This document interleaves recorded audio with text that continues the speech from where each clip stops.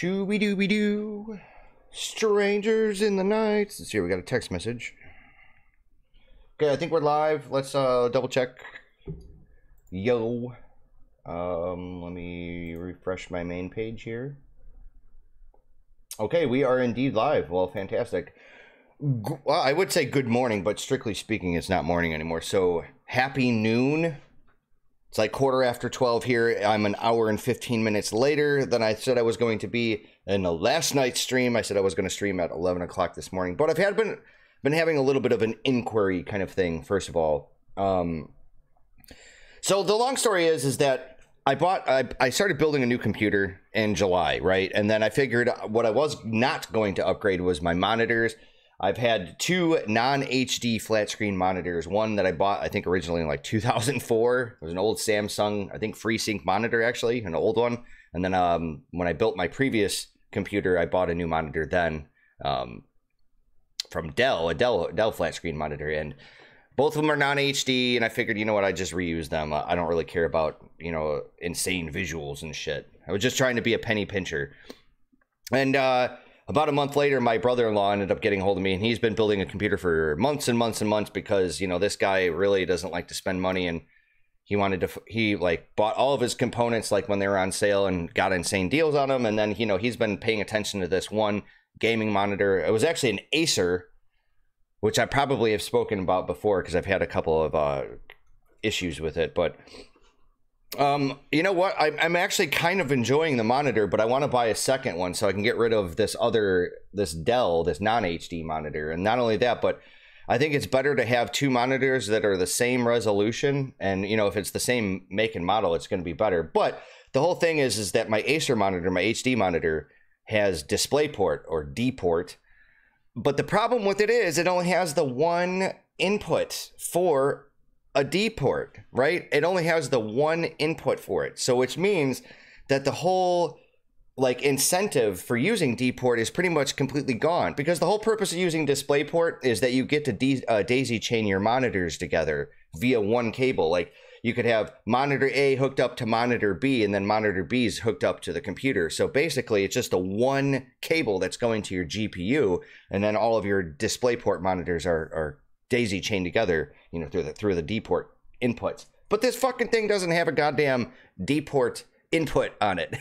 It only has the one cable. So basically, I think it's just meant to be just a singular monitor and not really necessarily used for dual monitor setups.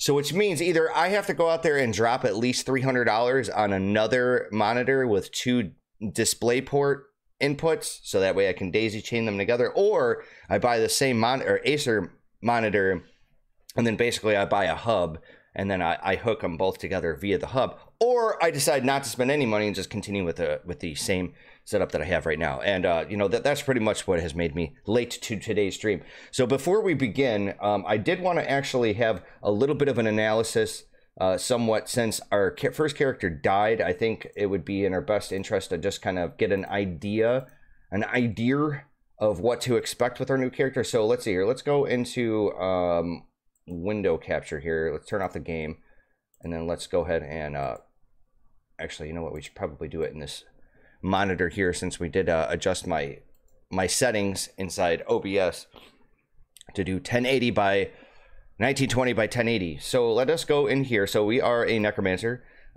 primary necromancer. We are definitely going to want to go all the way up to 50 points. And yeah, hey, Grim Tools people, I'm still waiting for my fill all button, so I didn't have to click this goddamn thing 50 times per class. Okay, so we haven't chosen our secondary class yet, but I have said that I was probably going to go with Shaman. Okay, and I've been looking up a couple of builds. So a Necromancer Occultist turns out to be a Kabbalist, or Kabbalist, if you would rather pronounce it that way. A Necromancer Shaman produces a Ritualist. And I have to say that the Shaman class, the Ritualist, the Shaman class paired up with the Necromancer is definitely more, I feel like, personally, like defense oriented, or like there's more available to you, I guess, in the support department. And because we're playing a hardcore character, I think that'd be the better route to go to. So this is what I was thinking. This is by no means what I'm actually planning for, but this is what I was definitely dreaming of sugar plums dancing in my head last night. Yeah, we wanted to pump that up. Okay, so this is my original idea. Now, this is going to be rather tentative. Okay, I don't know how well some of these skills are going to perform or not perform.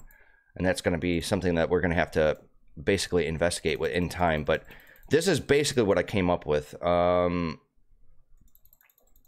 So as I said before, and will continue to say, is that the problem, or one of the problems that I have with Grim Dawn, is that its skills are just not labeled properly. I just don't understand them. Some of them are worded in such a way that I just don't really understand what it does, right? Like Mark of Torment is a really good example. So basically, you cast this on one monster. Only one monster can be marked at any one time, and it absorbs a bunch of damage. So basically, the way it works is you curse a monster, and then whatever damage you take, 160% of it is reflected to that monster, while you get 25% damage absorption. So basically, it blocks part of the damage, but then it reflects part of the damage.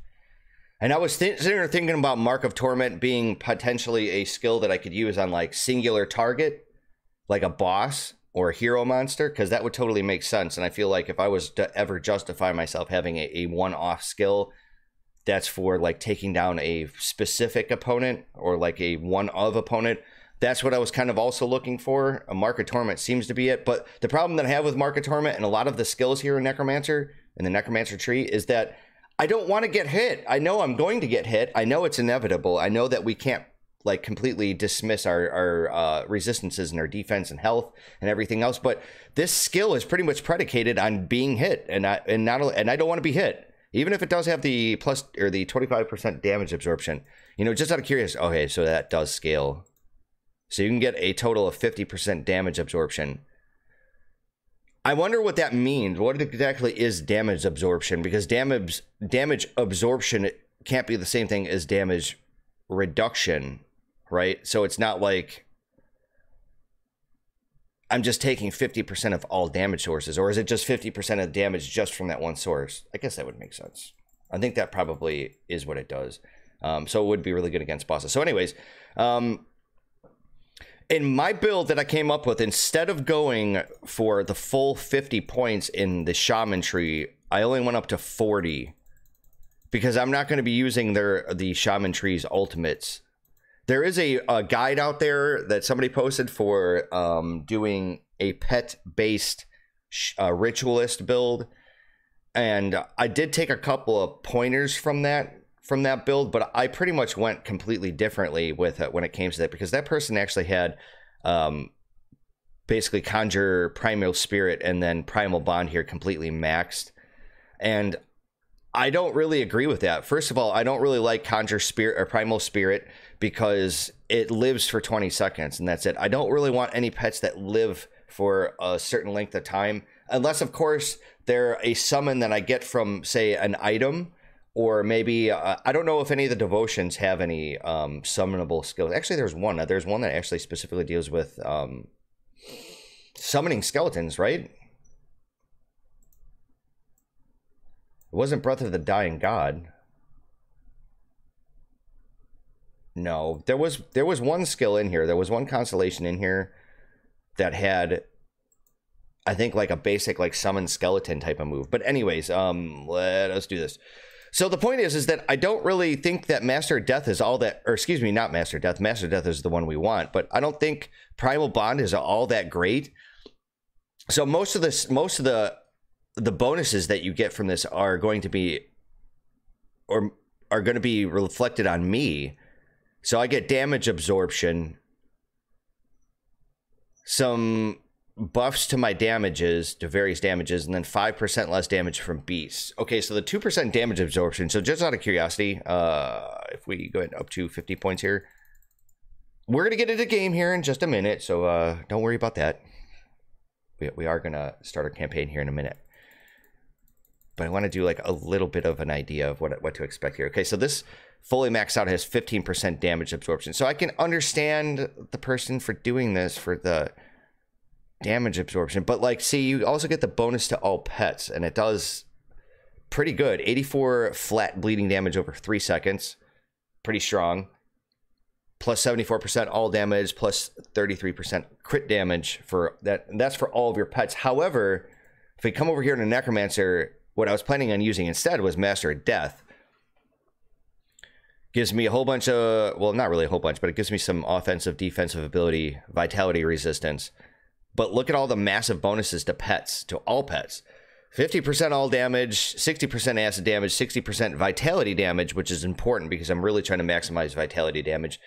60% poison damage, 25% physical damage converted over to vitality damage. Really big, really key there. Offensive ability and vitality resistance. That seems pretty bonkers to me when it comes to buffing up my pets. But I understand that I'm going to need some defenses myself. And, you know, I don't know. I may end up coming back around and playing around with this build a little bit more, because now that I'm looking at it, Mark of Torment, you get the 50% damage absorption, and if you place it on a boss, that's got to be pretty ridiculous, I would imagine, right? And then Primal Bond. The problem that I have with Mark of Torment is that it's completely, literally situational. So that's why I'm a little hesitant upon using it. Also, you have the Conjure Summon, or the Conjure Primal Spirit. The reason why I don't like it is because it lasts for 10 or 20 seconds. And that's also the reason why I don't really want to go with Reap Spirit. It just, for me, it feels personally like underwhelming. Okay, so we're going to take some of those points out. We're going to drop it down to 40. And what I was definitely going to go is Wendigo Totem. Absolutely. And then, of course, the Blood Pact, because it's ridiculous. Let's see your vitality damage. So basically what this does is you place down a totem, and then it affects everything within its range. Let's see here. Attack. Mend wounds.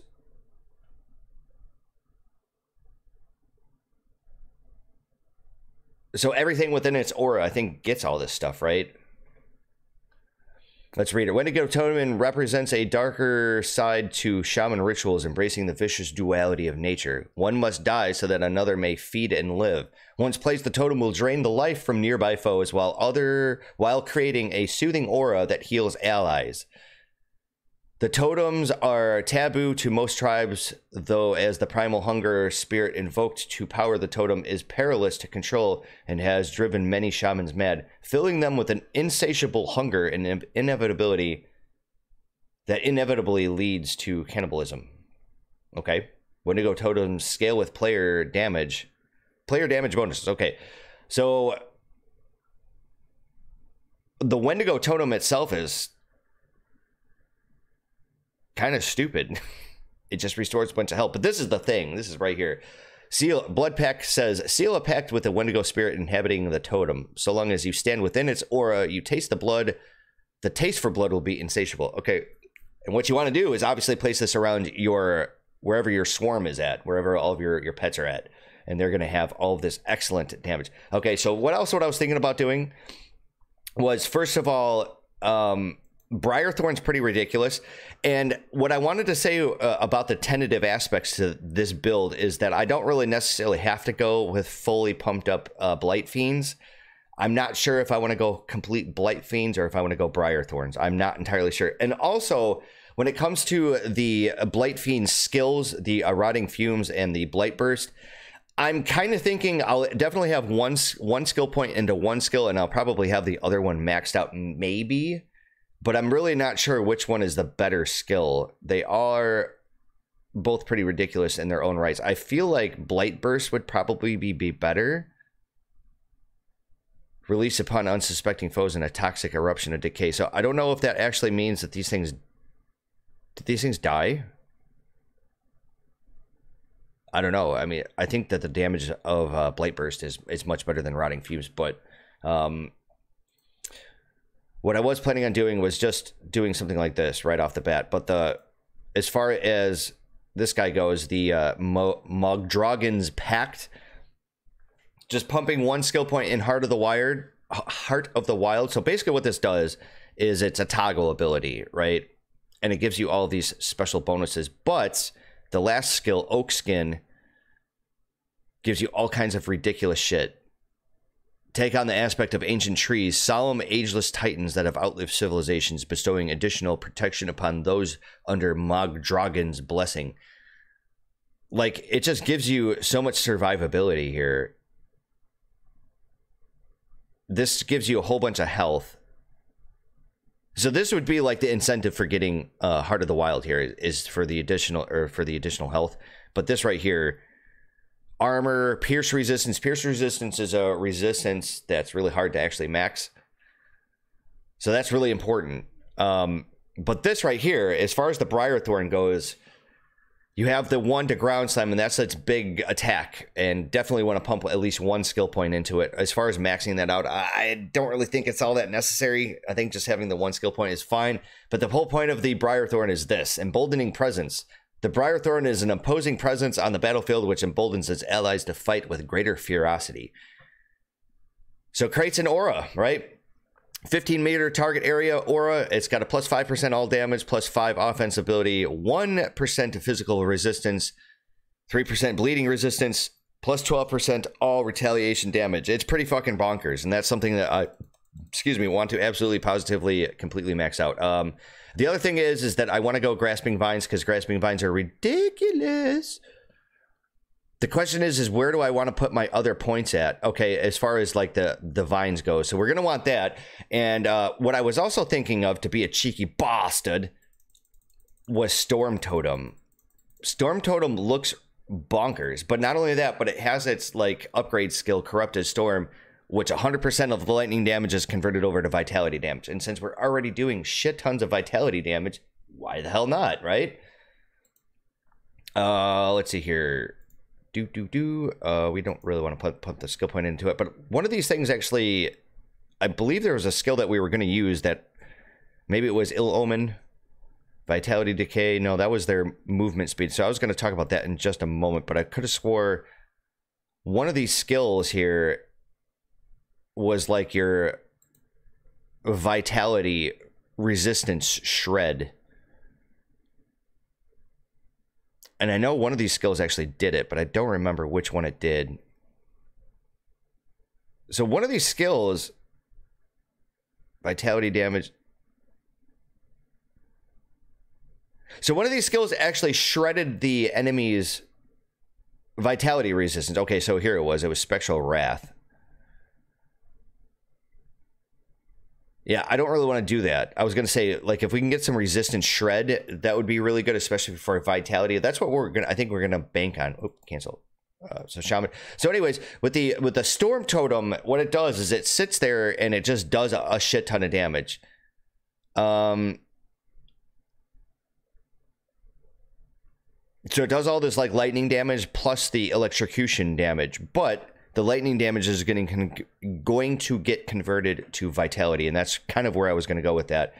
And then as far as the other skills, like for instance, Ill Omen, the only reason why I have this skill are for 2 reasons. First of all, it's CC, it's crowd control, and that's really important to me. I really want to make sure at least I have one. I need to at least have one skill that helps me either get away, or it's like an oh shit button where you just get swarmed, you got bad placement or whatever else, and this helps you. Ill Omen is probably the better one, and the whole thing it does is the way it works is you cast it in an area and anything in that area gets affected, right?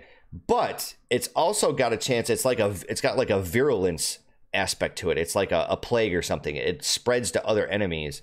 So let's see, it terrifies them for 2 seconds, and when they get terrified, they run away. But they also have this minus 30% movement speed. So what this does, it should actually have in here.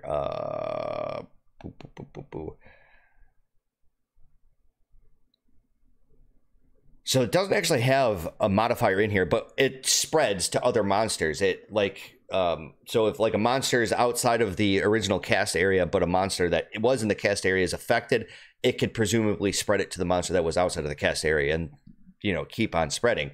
And this is really good. I really actually want to test this skill out and find out if it's actually worth my time. But the vines here, the vines are pretty ridiculous. They're another one. And the way you want to do it is basically get your monsters together, send your pets over to a certain spot, drop your totems down, cast a grasping vine so they all get stuck there, cast another lightning totem or storm totem, cast this again, and then by that point, like, the monster should be pretty much cleaned up, because you got to keep in mind all of your pets are doing damage. So I think this is pretty much where I'm going to go. If the final 2 points here, I'm not sure where I'm going to put in, but I think tentatively speaking, this is where I want to go. We're going to have real big, beefy skeletons. We're going to have nice, big, beefy Blight Fiend, potentially. It's either that or Briarthorn. The Call of the Grave is pretty obvious. I don't really like the skill per se, because it's just a 10-second duration buff. And I don't know how I feel about that. I don't know if it's actually worth it. Not only does it have a 10-second duration, but it's got a 24-second cooldown, which means that I'm always going to feel that, like, that need to put a little CDR into our equipment, and trying to get that to work with like pet bonuses and stuff. That might be a little hard to deal with. If I get like some godly gear that gives us, I don't know, some sort of energy management, cooldown reduction, and like some straight up real good bonuses to our pets, that's going to be our godly gear. But Call of the Grave is one of those skills that I'm not really entirely sold on, so I'm going to give it a shot, and if it doesn't work out for me, I'll just respec it out. Master of Death is another really good example. It's pretty much just a toggle aura, and we really want all those benefits to our pets. The Shaman, I could spend a little bit more points into it and really do some other things. Like, I know a lot of builds say something about Devouring Swarm. That's like your spammable skill, and there is something to be said about that. I thought about that potentially being a skill that I might end up using, but I don't know. And then there's what is it, Savagery. Savagery is supposed to be the other skill that replaces your default attack, so to speak. It doesn't really replace it, it just enhances it. So that would be another option. As far as anything else goes, I mean, like, as far as it's pretty much the values. Like, I'm pretty sure I'm going to end up pumping a lot more skill points into something here. Like, Oak Skin would be a really good example, because that's going to help me out, and if I die, that's the end of our campaign. Enough talk. Let us get started here. Let's actually begin our stream and actually play it. We've been talking for like a good 21 minutes, and I remember a couple times in our previous streams here where I did a little too much analysis, I feel like, and it definitely impacted the quality of the gameplay itself. So I'm going to try to not to do that so much this time.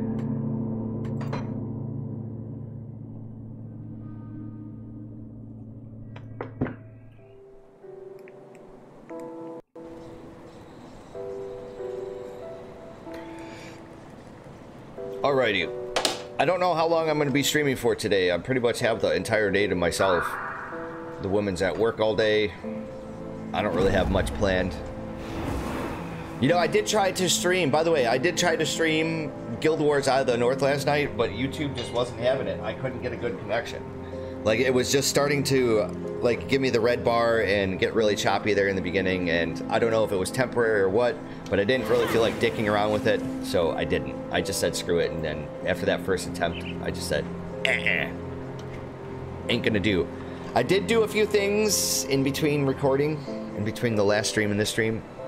First of all, what I did is I repaired the bridge, and what I was planning on doing was just coming over here and just fighting monsters and just leveling up. All I'm trying to do is get to the point where we last left off, right? That's all I want to do. And when I came over here, there's this area here. You can see this like kind of concave feature here. This is apparently a prison, and I went through in there and I killed it. And I think it's part of a quest, or definitely part of the storyline, which would make more sense. But I killed these people over here. As a matter of fact, let's go over there and take a look. The other thing I did was I cleared out the island over here, and then I just started to kind of explore in this area. I did gain a level or two, but I didn't allocate any of the skill points yet, so why don't we do that? Might as well pick our class. So there's one skill point.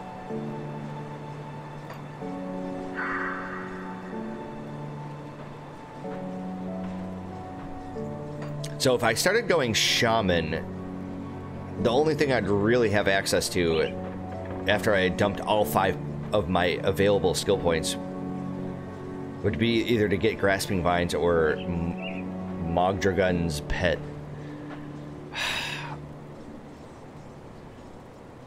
Yeah, I don't know, man.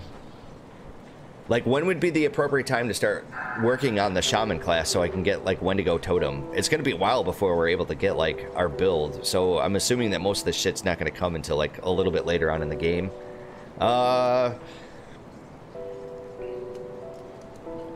Physical damage, health regeneration, energy regeneration, and then this is just... Like, I don't know when I want to start working on this. This is kind of not really going to work out for me. Honestly, I could put like 5 points into Ill Omen here.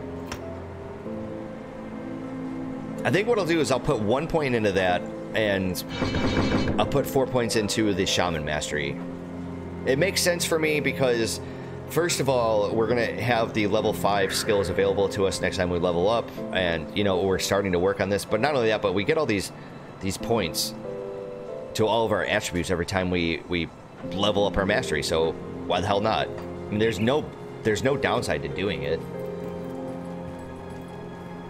Oh, you want to know something? I'm being retarded here. There we are. Now you can actually see what the hell I'm doing. Okay, so what I did... Good thing I noticed that. Okay, so what I did... Hold up, let's readjust things here. You stupid bastard. So what I did is I dropped 1 skill point. I had 6 skill points available to me. So what I did is I actually chose Shaman. I put the 1 point into the Mastery, came over here, put 1 point into Ill Omen, and then put the remaining points into the Shaman Mastery. That's all I did. And then I took a look at the map. What I was showing was that this area over here, where after you repair the bridge, there was a prison over here. I went and cleared it out, and I killed a couple of the monsters here, but then kind of gave up on it because I didn't want to like spoil any of the story. Came over here and dealt with the little island, and then I explored just a little bit over here. And I think I pretty much gained like 2 levels. Oh, one other thing I should probably do is actually, you know what? Why don't we put that as our...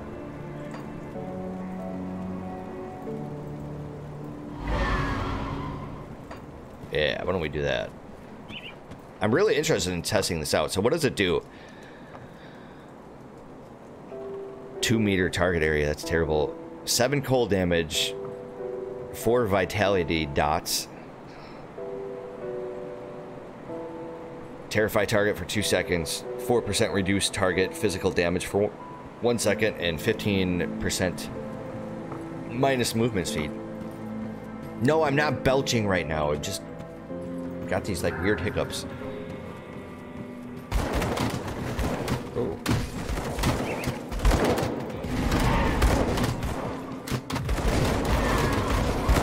So if you can see like the little white skulls there, look at that. Look at that, they're infecting everybody.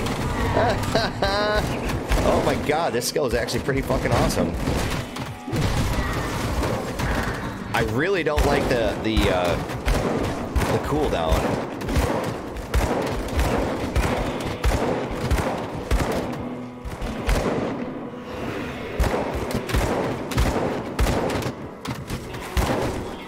You know, something that I've noticed that I'm not really a big fan of is this pet attack. It seems like when there's, like I've said this before, when there's monsters like kind of far away, like my pets just don't want to seem to engage them when I click on them, when I tell them to attack. But if they're close, they'll do it. Or at least closer. So how the hell did I get in here?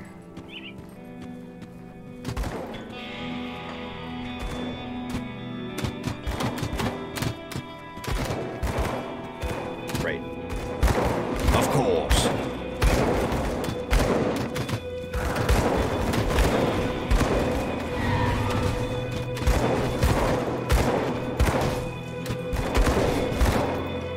So as far as Ill Omen goes, it's not a bad skill, but it's like, it's really just,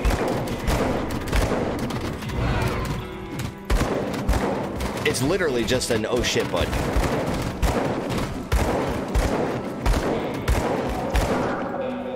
It's some cooldown. I mean, excuse me, some crowd control.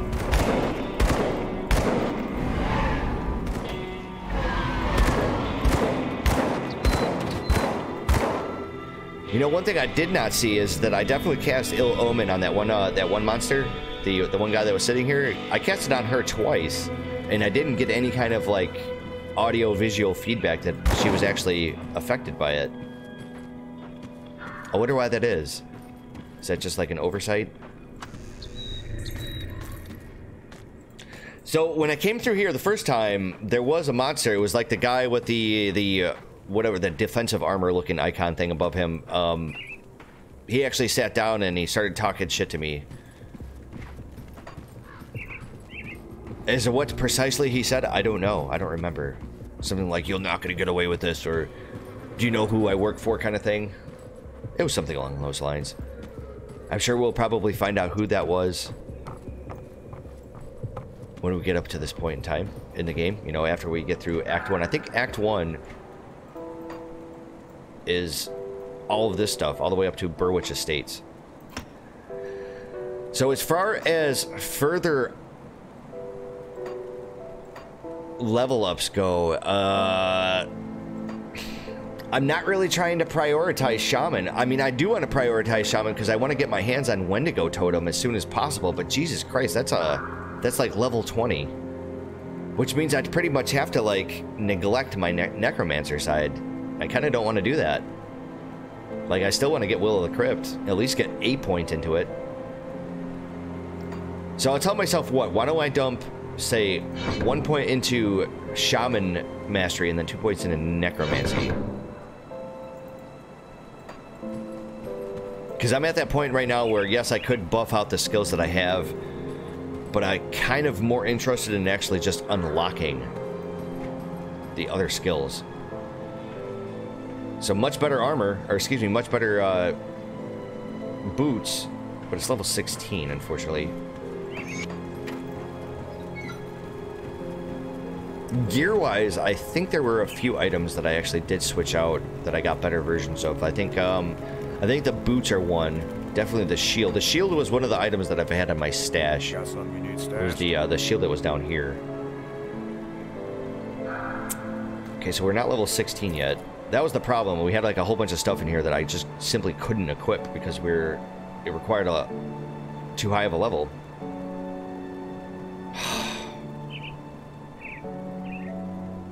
I'm gonna say this, right? There is something to be said about using a two-handed firearm with the Shaman because there are skills that are pertaining to it.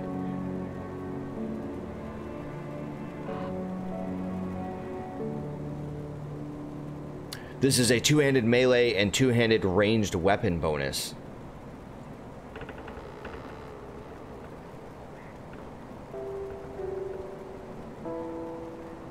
Feral Hunger activates off of default weapon attacks. Right here, baby. See, I would totally go down this like little tiny mini tree here. I would totally do it. But it requires so many skill points, and you know what? With the pet build already requires like so much attention that I just don't think we could hack it. It would just water our build down too much. I feel like if I were to go like maybe a different combination, like if you were to go Shaman plus, I don't know, something that was a little bit more attack damage oriented, we'll say. I don't want to say strictly melee, but because, you know, like the Amazon in Diablo 2 wasn't melee, but they're definitely a DPS kind of attack with the weapons focused type of monster, or I mean, playable character.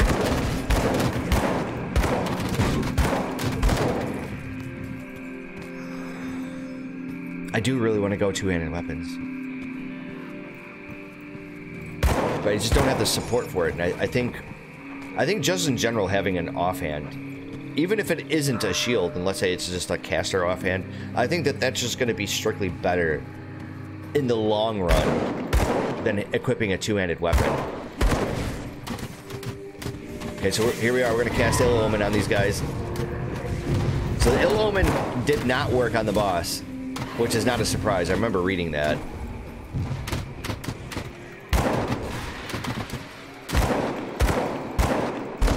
But it's really good for fighting these bosses that have like the peons.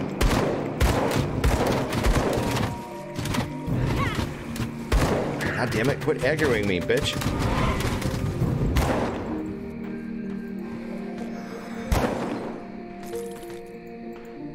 I can't stand it. I hate it when it does that. They're sitting there tagging my pets, and the moment I shoot them... Gee, George, let's go after that guy next. Much better helmet.